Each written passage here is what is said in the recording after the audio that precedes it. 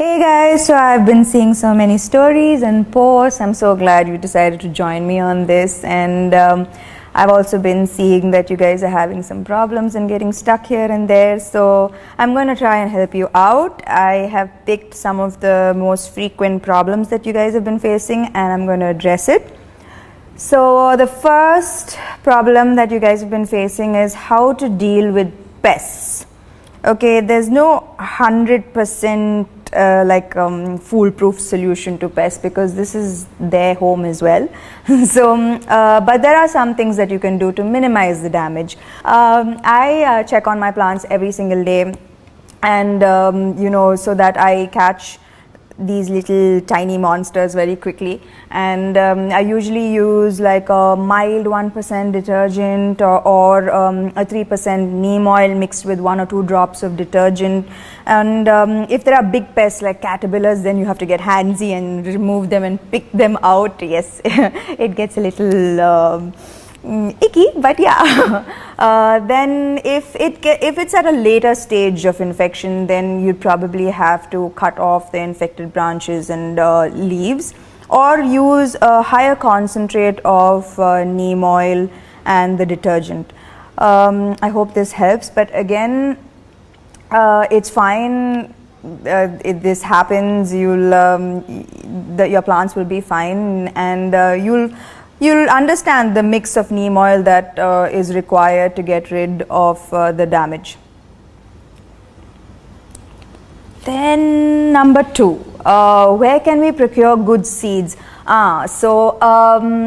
Good seeds, organic seeds, are basically seeds that don't have a chemical coating.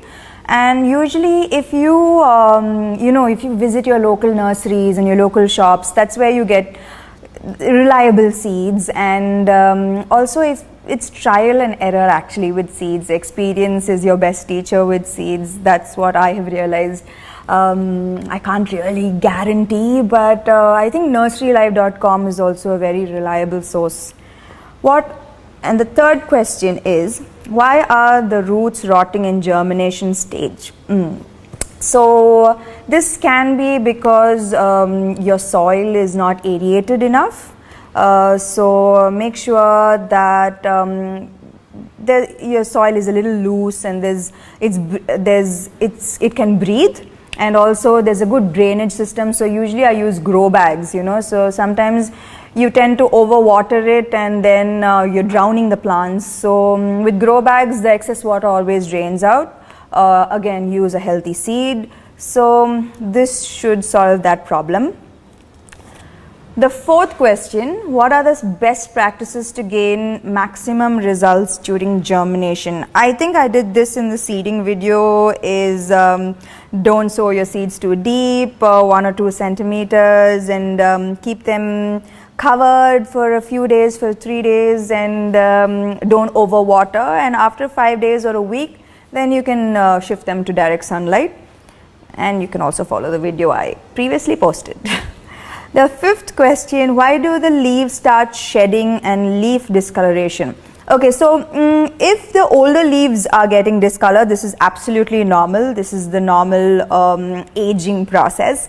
But if the younger leaves are getting discolored, then it's usually because there's not enough nutrition. So I usually do a good mix of NPK every week for my plants, and with my hydroponics, my EC levels are usually at 2.2. Okay, more detailed version of this in the next video, but make sure that your plants are getting enough nutrition.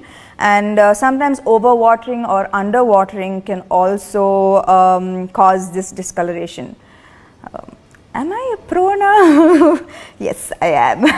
Sixth question, how to grow plants if the temperatures are too high? Yes, Hyderabad is going to get very, very hot soon, and I am definitely going to get a shade net. So a shade net like with a 50 to 70% coverage should help your plants and should prevent them from dying. But a shade net is going to be absolutely compulsory during the summer. What's the optimum growing conditions for plant growth? I think plants usually require 3 to 4 hours of sunlight. And that's good enough for most plants. I hope that has answered some of your questions, and I hope now you're ready to plant again and to take that chance again.